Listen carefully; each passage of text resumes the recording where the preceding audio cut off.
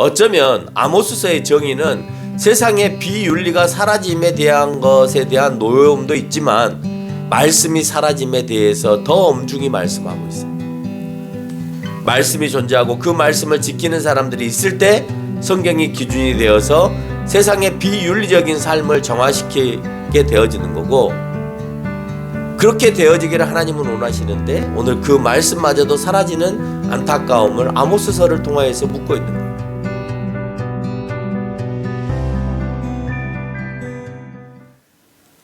한 주간 헌법재판소의 그 심리와 또 공수처의 수사의 모습들을 지켜보면서 또 어제 저녁에 급격히 서부지방법원에서 윤석열의 구속 심사를 치르는 모습들을 보면서 두 가지 생각을 해봤어요.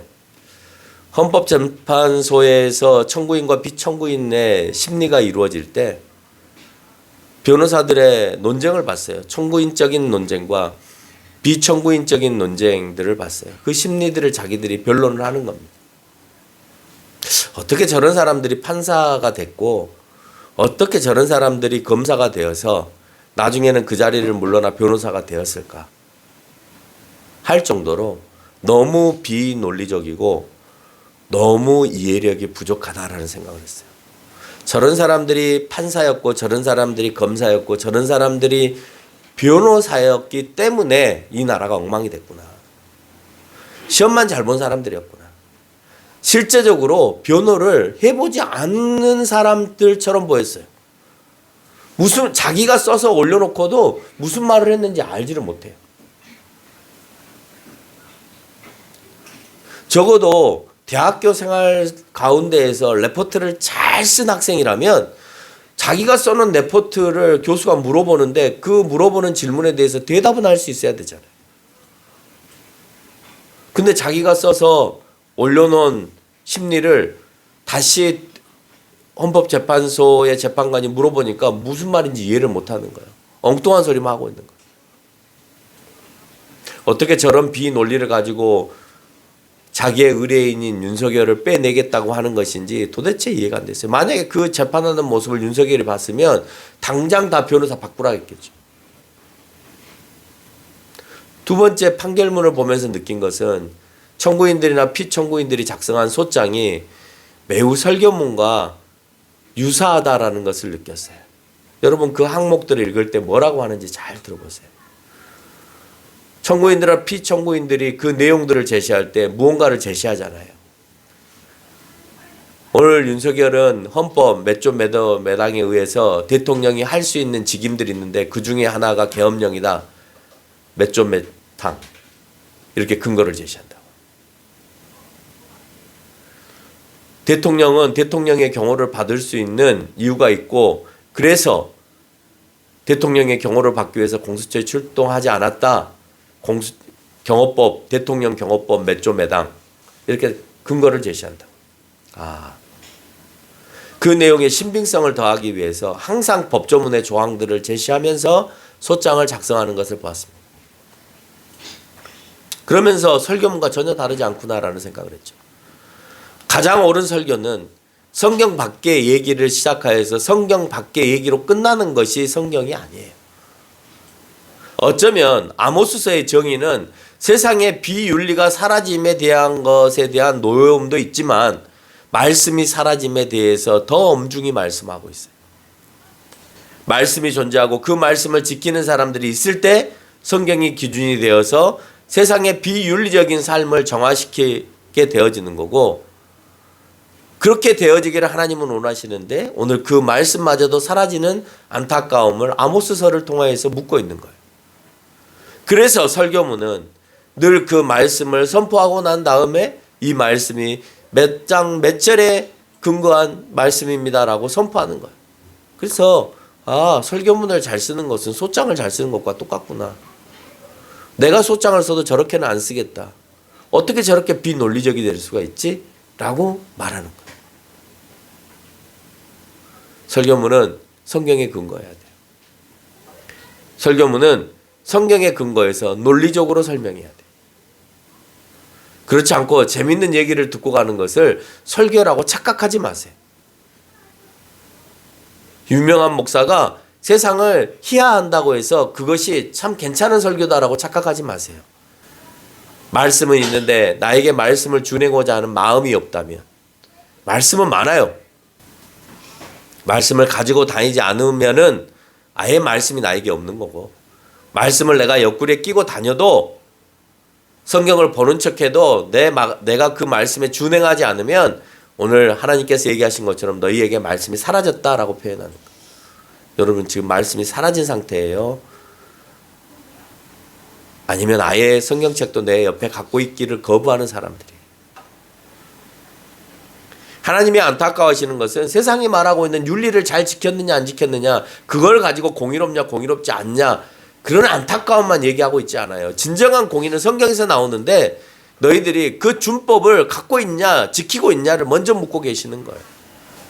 이런 맥락에서 아모스를 살펴보면 먼저 아모스 선지자는 유다의 선지자였습니다. 그런데 오늘 유다의 심판에 대해서는 아주 미미하게만 설명하고 대부분은 북이스라엘의 경고와 가나안 땅 주변에 있는 다른 나라들에 대한 경고를 더 많이 담고 있어요.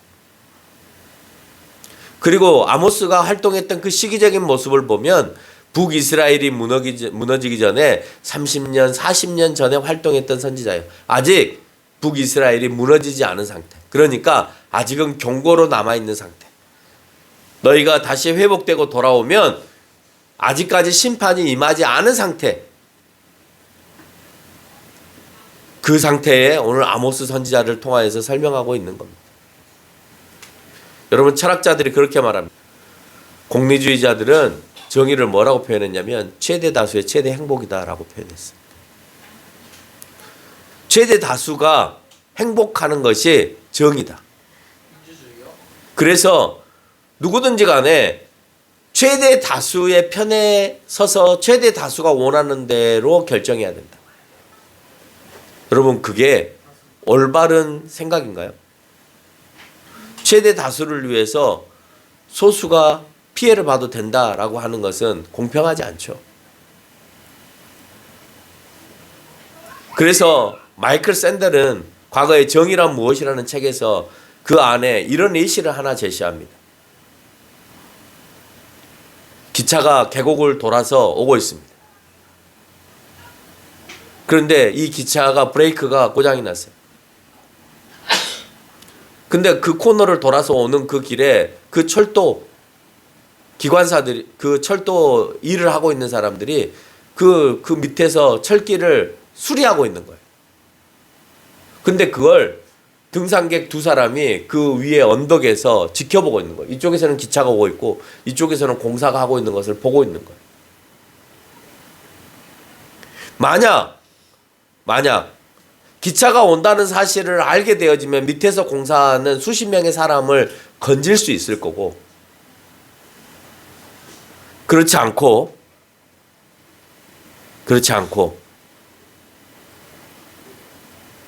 오늘 그 공사를 하고 있는 상황 가운데서 만약에 철길이라도 잘못 만들어놔서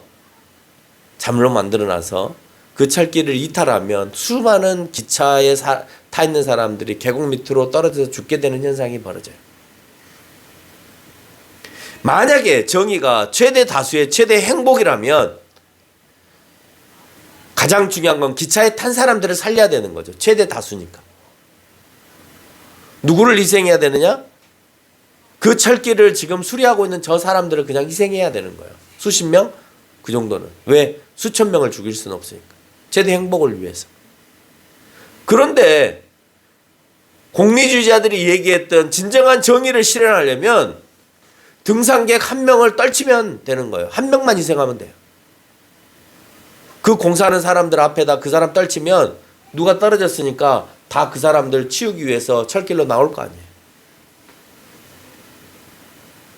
그래서 그 언덕에 있는 두 사람 중에 한 사람은 고민을 할 것이냐 말 것이냐예요. 그 사람을 떨쳐서 철길을 공사하고 있는 사람이 그 사람이 어떻게 됐는가를 보기 위해서 나오는 동안 기차가 지나가서 한 사람만 죽고 모두를 다 살리는 것이 과연 정의로운 일이냐 라고 하는 것을 하버드의 마이클 샌델이 정의란 무엇인가에서 얘기하고 있어요.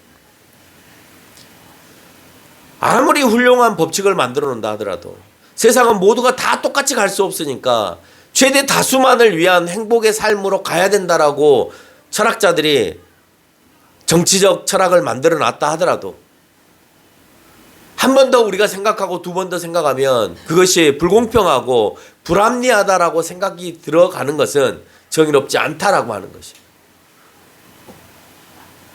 최대 다수가 아니라 모두가 다 행복할 수 있는 방법을 찾아야 해요. 많이 가지려고 하는 사람이 적게 가져야죠. 죽지 않고 다칠 정도만 된다면 그러면 다른 사람을 살려야 되는 거죠.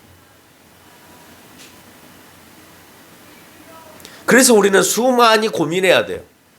민주주의, 자유민주주의냐 공산주의냐 그게 중요한 게 아니에요.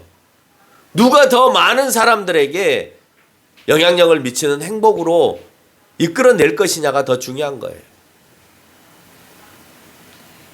이런 정의, 또 다른 정의가 있습니다. 최대 다수의 최대 행복을 말했던 허지슨과 같은 공리주의자들의 얘기만의 정의가 있었던 것이 아니라 개인의 자유와 권리를 존중해 주는 것이야말로 진정한 정의다라고 말하는 밀이나 로직과 같은 철학자들도 존재했어요. 개인의 자유와 권리를 존중해 줘야 된다. 한 사람 한 사람의 자유와 권리를 존중해 주면 어떤 일이 벌어질까요? 어제와 같이 자기 하고 싶은 대로 유치장 가서 깨버리고 판사가 결정한 것을 뒤집으라고 협박하고 할 거 아니에요. 내 자유다. 여기에 올바른 법 준수가 따라야 된다는 원칙이 있어요. 그래서 법치주의를 얘기하는 거예요. 자, 법은 일단 만들어 놓고 이 법 틀 안에서 우리가 자유와 권리를 주장하자. 근데 재밌는 것은 그 법도 모두에게 공평하지 않아요. 그 공평함에 대해서 오늘 아모스 6장 8절은 무엇으로 표현하고 있냐? 다림줄이라고 하는 것으로 표현해요. 다림줄이 뭔지 아세요? 다림이 줄이 아니에요. 사진을 보여줘요. 다림줄은 공사 현장에서 벽을 세울 때 반듯하게 하기 위해서 밑에다가 쇠를 달고 실을 달아서 내리는 거예요. 그러면 그 무게에 따라서 실이 팽팽하게 되겠죠. 그 팽팽한 그 줄에 맞춰서 벽이 반듯하게 세워져 가고 있는가를 보는 거예요. 공평은 다림줄이라는 거예요. 이 줄에 안 맞춰져 있는 벽돌이나 벽이 있으면 잘라내겠다는 거고 들어가 있는 것이 있으면 앞으로 빼겠다는 거예요. 그게 공평이라는 거예요. 그 기준과 척도는 뭐냐예요. 여러분 다림줄의 척도는 성경에서 뭐예요? 성경 말씀이죠. 말씀이 그 다림줄인 거예요. 그 말씀에 위배되어 있으면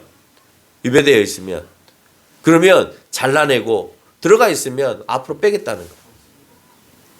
다림줄은 공사 현장에서 벽을 세울 때 반듯하게 하기 위해서 하는 도구라고 그랬습니다. 다림줄을 띄워가지고 세워놓은 돌들이 삐쭉 튀어나왔으면 그것을 바르게 하는 것이 석공이나 벽돌공들이 하는 일이었습니다. 그 임무를 누구에게 줬냐? 석공과 벽돌공에게 줬어요. 지금 이 시대에 그 임무를 누구에게 줬냐? 목사에게 준 거예요. 그렇게 살지 않게끔 하라고 가르쳐 주는 거예요. 과거에는 누구에게 줬냐? 제사장들에게 줬겠죠. 그래서 교인들이 올바로 가지 않으면 교회법에 의거해서 당신은 교회법에 의거해서 지금부터 치리를 한다. 그래서 교회가 세상의 법보다도 더 먼저 헌법이 만들어져 있는 거예요. 교회는 세상의 법보다도 더 먼저 교회의 헌법이 존재해요. 그래서 교회 내에서 법을 집행하는 거예요. 그 잘못된 공의에 대해서 아모스 선지자는 가나안 땅의 민족들과 유다와 이스라엘을 향해서 말씀합니다. 하나님께서 지적하고 있는 정의롭지 못한 행위를 아모스서는 여러 나라들의 잘못들을 지적하면서 너희들은 이런 모습들이 정의롭지 못했다라고 설명해요. 첫 번째, 다메섹을 얘기합니다.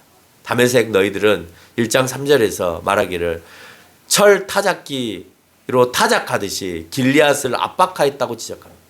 그러니까 전차 부대가 와서 다 그 땅을 짓밟은 행위를 얘기하는 거죠. 침략과 압제에 대한 행위가 정의롭지 못했다는 것. 너희가 그런 무기들을 가지고 무조건 힘이 있다는 이유 때문에 압제를 하는 것은 잘못된 것임을 얘기를 하고 있는 거예요. 두 번째, 가사에 대한 언급을 합니다. 1장 6절에서 보니까 그들의 정의롭지 못한 행위를 1장 6절 하반절에서 모든 사로잡힌 자들을 끌어 에돔에 넘겼다라고 표현하고 있습니다. 가사는 블레셋의 변방 지역이었습니다. 그 변방 지역은 가나안 땅과 애굽 땅의 그 사이에 놓여 있어서 무역을 하는, 아프리카로, 애굽은 아프리카에 소속되어 있으니까 중동과 아프리카를 연결해서 무역을 하는 아주 요긴한 장소였죠. 근데 그 가사가 에돔 사람들에게 사람을 넘겼다는 것은 에돔은 당시에 동광산을 개발해서 동을 캐내어 가지고 많은 부를 축적하고 있었습니다. 그러니 뭐가 필요해요? 노동력이 필요했죠. 그 노동력이 필요했기 때문에 주변에 변방에 있는 그 민족들을 끌어다가 그 에돔에 그 사람들을 팔아서 최고의 값을 받아가지고 부유하게 살게 된 거예요. 그러니까 상권이 개발되어지면서 그 상권 안에는 물건만 파는 것이 아니라 인신매매까지 행해진 거라는 거예요. 과거에 여러분 실크로드를 통해서 노예들도 팔았잖아요. 성경에서 어디에 노예를 파라고 되어 있습니까? 노예에 대한 인권들을 얘기하는 거죠. 인권을 유린하고 인신매매를 통해서 부를 축적하였습니다. 여호와 하나님은 그 죄를 묻겠다는 거예요. 성경은 노예에 대한 언급들이 분명히 있음에도 불구하고 하나님께서는 그 노예 함부로 잡아서 노예를 만드는 것 자체를 거부하고 계시다라고. 여러분 노예가 있는 세상에서도 하나님께서는 그거 아니야라고 얘기하는 거예요. 설사 노예로 잡혀갔다 할지라도 주인은 노예에 대해서 정당하게 지불하기를 원하고 있고 노예는 그 대신으로 상전에게 충분히 노예로서 충성하기를 원하고 있어요. 지금도 어린아이들이 많이 잡혀가서 그 아이들을 팔아 넘기는 사람들이 많습니다. 지금도 가끔 보면 핸드폰에 누가 실종되었습니다 이런 말들을 해요. 물론 연세가 많이 들고 치매 노인들이 대부분이긴 하지만 아이들도 가끔 뜨는 거예요. 물론 인신매매가 됐다고 생각하진 않아요. 걔네들이 그냥 집을 나가서 길을 잃어버렸을 가능성이 더 높겠죠. 근데요, 한 해 전 세계적으로 잃어버리는 아이들이요, 수백만에 이릅니다. 중국만 한 해에 20만 명의 어린아이들이 없어진대. 저번에 언론을 통해서 보여졌지만 그 아이들이 공사 현장, 광산 이런 데로 팔려가서 일을 하고 있는 거예요. 중동 지역의 사람들은 어린아이들을 데려다가 나이 든 남자들에게 재혼을 시키는 거예요. 팔아서. 그런 일들이 지금도 세계 곳곳에 비일비재하게 일어나고 있다는 겁니다. 빚을 갚지 않아서 팔아넘기는 행위. 오늘 성경은 그 얘기를 하고 있어요. 심지어 전쟁포로를 할지라도 그 사람을 파는 행위를 하지 말아야 되는데도 불구하고 2700년 전에 하나님께서는 포로를 할지라도 팔지 말으라라고 얘기하고 있습니다. 그럼에도 불구하고 그들은 그 사람들을 팔아서 돈으로 만드는 것을 굉장한 부를 쌓는 거였기 때문에 그것을 행했다는 거예요. 한 사람을 존귀하게 여기지 않았다는 거죠. 하나님은 사람을 한 명 한 명 만들었을 때 모두가 다르게, 여러분 한 사람이라도 똑같은 사람이 있으면 나오나 해요. 아무리 쌍둥이를 낳아도 그 쌍둥이조차도 서로의 성격이 틀리고 뭔가 다르게 조금이라도 다 달라요. 그런데 그렇게 하나님은 한 사람 한 사람에 대해서 다 똑같지 않게끔 정말 조금씩 다 다르게끔, 어떻게 81억의 인구가 어떻게 하나도 똑같은 사람이 없을 정도로 만들 수 있냐 이거예요. 그렇게 한 사람 한 사람에 대해서 너는 너 나름대로 존귀하고 소중함에 대해서 설명하고 있는데 세상은 같은 인간들끼리도 비천하고 부족하고 천하고 부하고 귀하고 이런 것들을 따지고 살아가는 거예요. 세 번째, 두로에 대해서 얘기합니다. 1장 9절 하반절에서 그 형제의 계약을 기억하지 아니하고 모든 사람들을 잡아다가 에돔에 넘겼다 얘기하고 있습니다. 민족과 민족 간에는 약속이 있습니다. 침범하지 말자, 죽이지 말자, 살생하지 말자. 그걸 깨뜨렸다는 거예요. 속였다는 거죠. 약속을 지키지 않았다는 거죠. 여러분 약속을 지키지 않으니까 서로 배신하잖아요. 지금 그렇잖아요. 우리끼리 잘해보자라고 결속해가지고 계엄까지 선포했는데 약속 지키지 않으니까 어떻게 해요? 서로가 배신하는 행위를 하잖아요. 똑같은 거예요. 그래서 그 가운데서 인신매매로 부를 누렸다라고 설명을 하고 있습니다. 네 번째는요. 에돔에 대해서 얘기합니다. 그가 칼로 11절에 보니까 그가 칼로 형제들을 쫓아가며 긍휼을 버리고 항상 맹렬히 화를 내며 분을 끝없이 품었다라고 얘기하고 있습니다. 여러분 에돔은 어떤 사람이에요? 에돔은 야곱의 형이었던 에서의 민족이 에돔이죠. 그래서 에돔 민족들은 이스라엘에 대해서 늘 경기를 일으켜요. 왜? 장자권을 자기들이 가졌고 그로 인해서 가나안 땅을 가져갔다라고 생각하기 때문에 그래요. 그래서 에돔은 늘 이스라엘을 괴롭혀온 형제예요. 그러니까 그가 칼로 그의 형제를 쫓아가며 라고 표현하는 거예요. 그 형제가 뭔데요? 야곱의 형제들을 쫓아간다는 거예요. 형제인데 긍휼을 버렸다는 거예요. 형제인데 긍휼함을 없애고 그들을 잔인하게 죽이는 그런 행포를 일으켰다는 거예요. 그들이 이스라엘과 유다에 대한 행포의 잔인함을 말라기서를 통해서 경고합니다. 여러분 나중에 말라기서는 에돔에 대해서 너희가 얼마나 잔인하였는가 하는 것을 설명하는 거예요.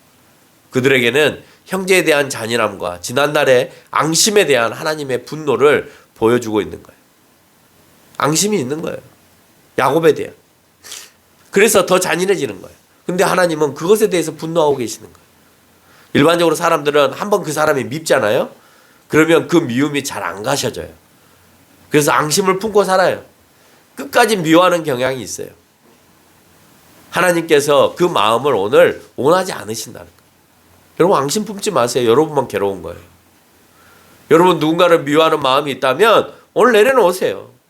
있겠죠. 왜 세상을 살면서 미워하는 사람이 없어요? 그렇지만 그 미워하는 사람의 마음을 하나님은 원하지 않기 때문에 내려놓으라는 이게 하나님의 법이에요. 세상의 법은 내가 누구를 미워한다고 해서 그 사람을 구속하거나 감금시키지 않아요. 마음으로 품는 것에 대해서 어떻게 알아요? 증거가 없는데. 근데 성경은 내가 네 마음도 다 알고 있다. 그러니 그것마저도 죄로 품고 있지 말아라 라고 얘기하는 거예요. 다섯 번째는 암몬입니다. 13절에서 보면 그들은 자기의 지경을 넓히고 길리앗의 아이벤 여인들의 배를 갈랐다 그랬습니다. 암몬은 어떤 일을 했냐면요. 인신제사를 지내는 민족이었어요. 근데 그 인신제사 가운데에서도 가장 높이 평가되어지는 인신제사가 어린 아이들을 바치는 행위였어요. 그래서 그 어린 아이를 바친다라고 하는 것은 결국은 그 민족이나 타 민족의 씨를 말리는 것과 같은 거여서 그 아이 오늘 성경의 표현대로 아이 벤 여인의 배를 갈라서 그 아이를 건져낸 거예요.